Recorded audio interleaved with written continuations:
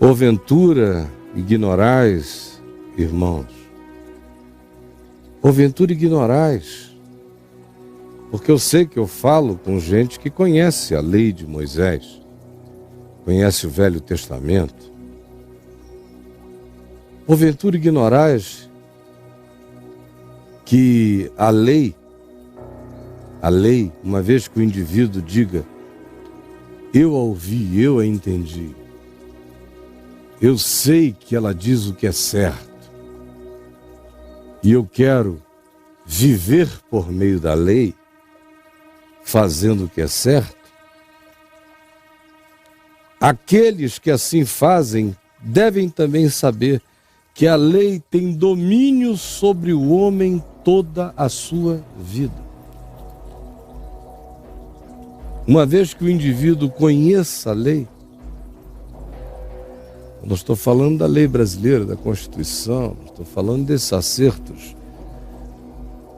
morais de um conjunto social, não estou falando disso, estou falando dessa lei supostamente que veio dos céus, lei divina. Uma vez que o indivíduo a conheça e admita que ela não está me anunciando nada que não seja verdade, por bem humano, se há Deus, que o Deus que é Deus seja o meu Deus, e não os deuses que não são deuses, que venham a ser o meu Deus. Então, se a lei diz, não tenha deuses que não sejam deuses na tua vida, ela está me mandando fazer o que é certo. Quando ela me diz para em havendo Deus, não brincar com o nome de Deus e não usar Deus como chancela ideológica para provar as minhas razões na presença do meu próximo, tomando o nome de Deus em vão, ela está me dizendo uma coisa que é boa. Do contrário, eu estou tentando manipular o nome de Deus e estou seduzindo e manipulando meu irmão de maneira totalmente mentirosa e enganosa, o que é errado. Quando a lei diz que todo homem trabalhe e todo homem descanse do seu trabalho, ela está fazendo isso para o bem do homem. Não é para o bem de Deus. Para o bem de quem? É para o bem do homem, para o bem da terra, para o bem da criação. A terra, a criação, toda criatura, todo ser vivente precisa de descanso. Isso faz parte da lei da vida. Uma vez que eu entenda isso, toda vez que eu viole isso, eu estarei sabendo que eu sou um transgressor contra a vida. Uma vez que a lei me diga, honra teu pai e a tua mãe, melhore seu pai e sua mãe na sua vida, faça-o olhar para você e dizer, ele me melhorou na vida dele, o que me dá muita alegria. Quando ela diz isso a nós, o que ela está dizendo? Uma coisa ruim, má, que não seja verdadeiro, ou algo bom? É claro que é bom. Quando diz, não adultere, não seja infiel, não traia, está me dizendo uma coisa que vem do inferno ou uma coisa que toda alma sabe que vem do céu? Traição vem de Deus ou vem de onde? Traição é espírito celestial ou é espírito maligno? Traição é espírito divino ou é espírito animal em estado de capricho e descontrole? Uma vez que eu entenda o significado bom disso, eu não tenho mais como negar.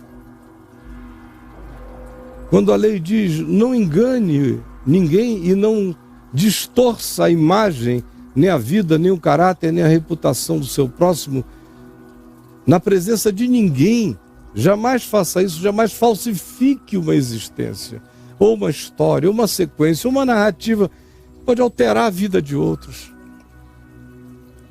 Não dê falso testemunho. Uma vez que eu saiba disso, eu não tenho mais como fugir. Quando ela diz não cobice a mulher do próximo, o marido do próximo, os bens do próximo, a casa do próximo, ela está falando uma coisa ruim ou está me propondo algo bom, que me liberta e que me desenvolve a minha própria identidade, e que me dá segurança pessoal e que faz de mim um indivíduo da bênção e não da maldição, um indivíduo da alegria solidária e não uma pessoa da inveja e do desejo de absorção do que é do outro. Bom, uma vez que você saiba que isso é verdade, isso tem domínio sobre a tua cabeça durante toda a vida, é o que diz Paulo aqui. E ele está falando dele mesmo, Paulo, que foi educado sabendo essas coisas. E ele disse, olha, a lei tem domínio sobre a mente de um homem, sobre a vida de um homem, toda a sua vida. Uma vez que você saiba, a menos que você nunca tenha sido instruído, e mesmo quem nunca foi instruído tenha suspeita, carrega a norma da lei no seu coração, como Paulo diz em Romanos 2, carrega a norma da lei aqui dentro.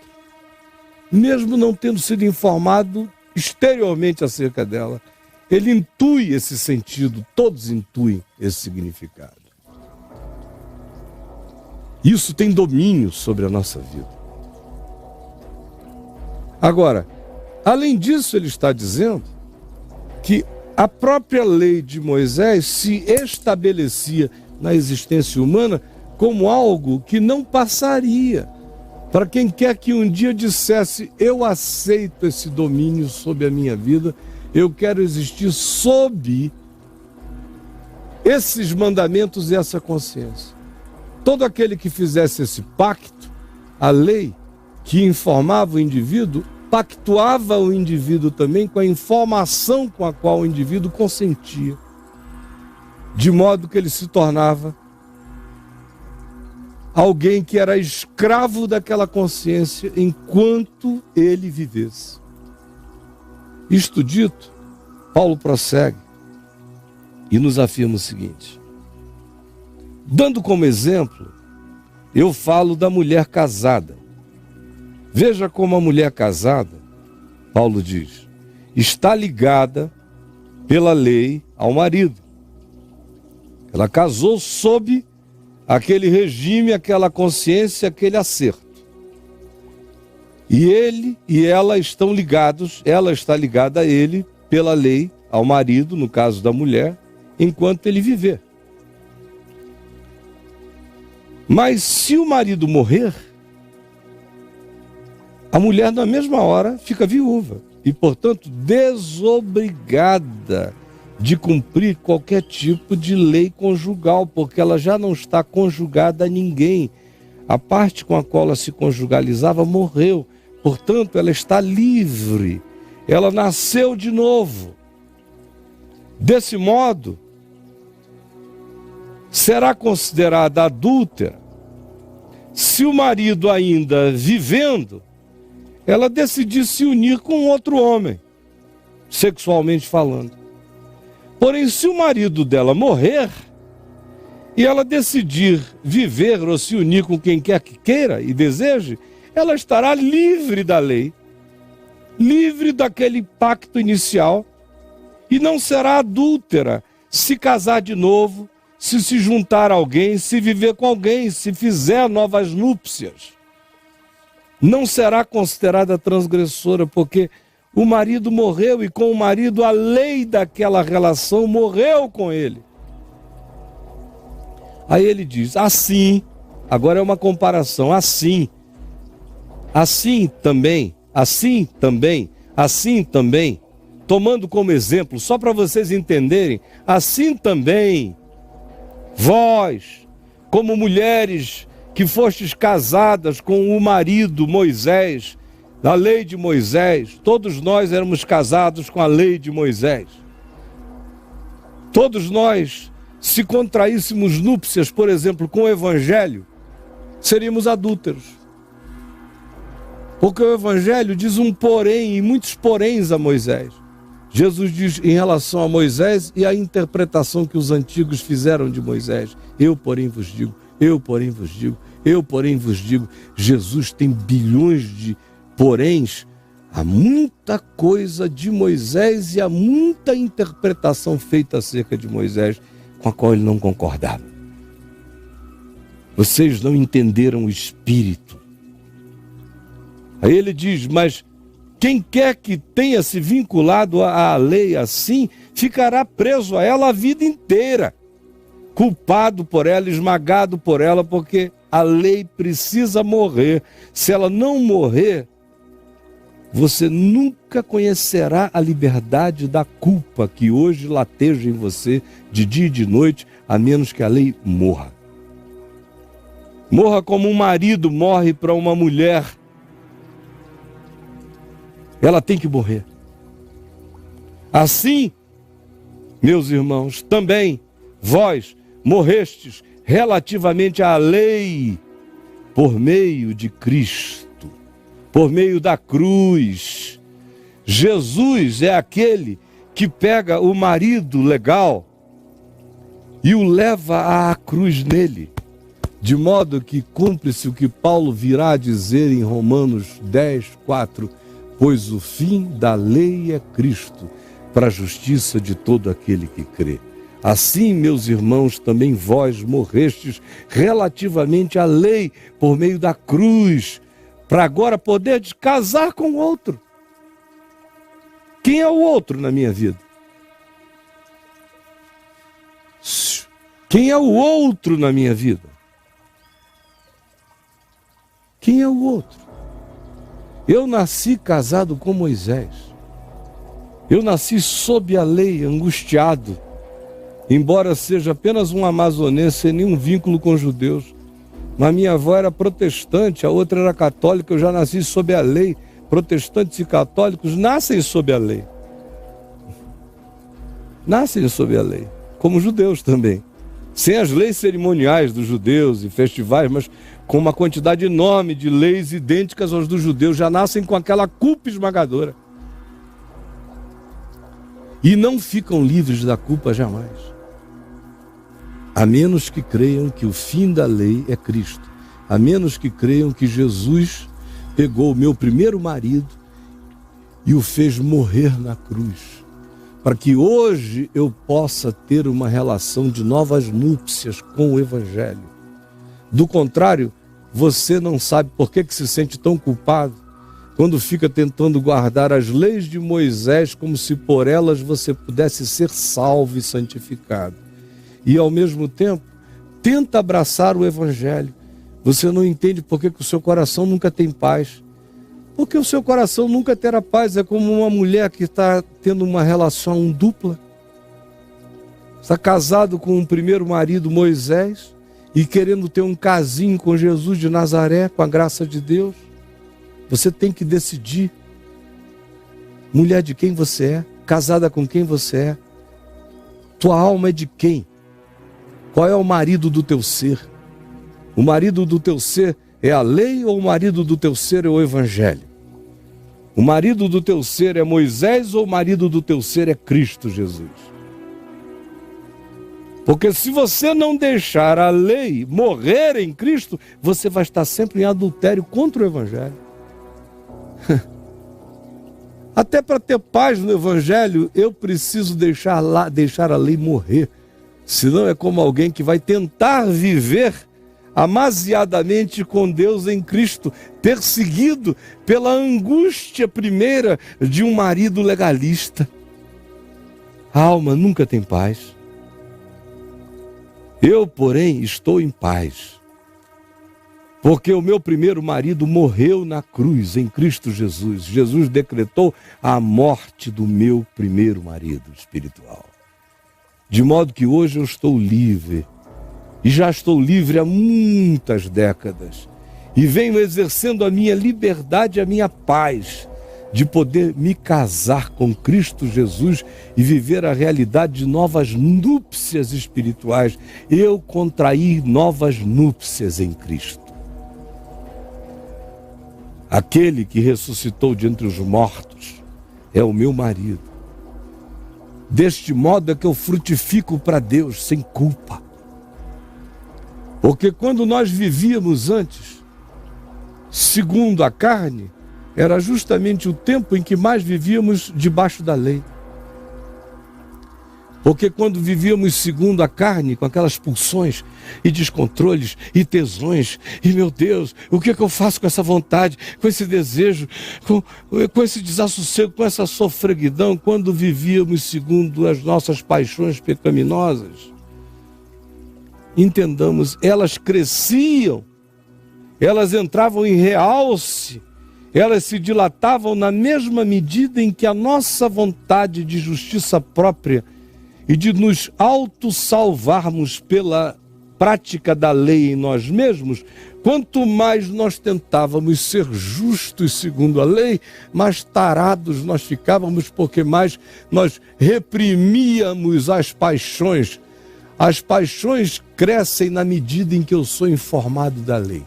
Quanto mais lei, mais se instala o conflito. E mais se exacerba pela revolta conflituosa a pulsão pecaminosa em mim. Elas se exacerbam justamente pela lei. Quanto mais lei, mais tara. Por isso, Paulo diz, naquele tempo esses poderes do descontrole operavam em nossos membros, nos nossos corpos, na nossa vida, e davam fruto da morte, da queda, do não conseguir andar livre de paixões que nos escravizavam. Agora, porém, depois que a lei morreu, depois que o meu primeiro marido, Moisés, faleceu, depois que ele foi sepultado com Cristo, depois que o fim da lei foi decretado em Cristo, eu tive liberdade para livre da culpa, sabendo da inobservabilidade da lei pelos meus esforços próprios, sabendo agora, todavia, que esse pacto que me condenava e que só punha em realce a contradição da minha natureza e da minha ambiguidade, esse pacto foi quebrado na cruz e foi instituído o caminho de um novo relacionamento. Núpcias com Deus em Cristo. Agora eu estou vivendo isto, porque agora eu vivo libertado da lei. A lei morreu e eu morri para a lei. A lei foi morta na cruz de Cristo nos efeitos que ela trazia de condenação a mim. E eu mesmo fui morto na cruz, em Cristo e com Cristo, justamente para aquilo a que eu estava sujeito antes e que me sujeitava a vida inteira com uma culpa que só exacerbava mais a minha necessidade pulsional de transgredir. Agora eu estou livre disso. De modo que hoje eu sirvo a Deus em novidade de espírito, casado na paz com Jesus, sem a perseguição da dubiedade nem da caducidade da letra, e nem com a suspeita de que numa próxima esquina Moisés possa me abordar como um zumbi redivivo, dizendo: por que me traz? Eu estou casado com Cristo. Estou livre de todo compromisso anterior. Todo compromisso que existe agora em mim é o de frutificar para a vida. Constrangido pelo amor de Cristo, dando fruto da paz. Em relação a mim, a Deus e a todo mundo. Esse é o Evangelho, contado outra vez com uma outra metáfora. Bem-aventurado aquele que tenha compreendido a sua boa nova. Ó Jesus, por favor, ilumina as nossas mentes fechadas e tapadas pelo véu. Rasga o véu do nosso entendimento. Faz o que tu fizeste quando ressuscitaste. Abre o entendimento dos teus discípulos para compreenderem a tua palavra, para te discernirem hoje e para ficarem livres das suas opressões, pela compreensão do significado do Evangelho.